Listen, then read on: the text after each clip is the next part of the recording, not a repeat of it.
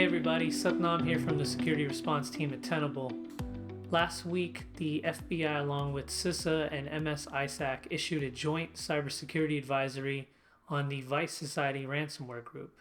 Now, the Vice Society ransomware group isn't a new group, but this advisory details the fact that this group has been disproportionately targeting the education sector. Now, the education sector has been targeted quite a bit in the past by ransomware groups, but the fact that Vice Society has been targeting them disproportionately led to this specific advisory being published by these agencies.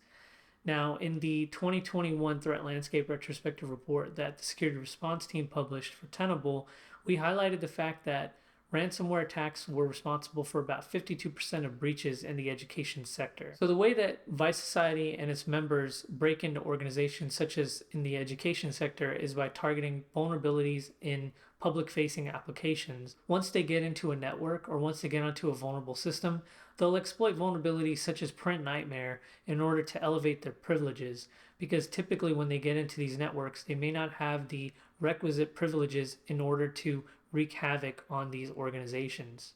By exploiting these vulnerabilities, they'll then be able to traverse through the network in order to ultimately exfiltrate and steal sensitive data from these networks, and then start to encrypt files within these networks and perform what's known as double extortion, where they take those files, threaten to leak them on the dark web, and hold those files for ransom in order to make sure that these organizations are more likely to pay up. Many of the methods used by ransomware groups and its affiliates are well known, and this advisory underscores a number of mitigation steps that can be used by those in the education sector in order to better defend themselves against ransomware attacks like those conducted by Vice Society.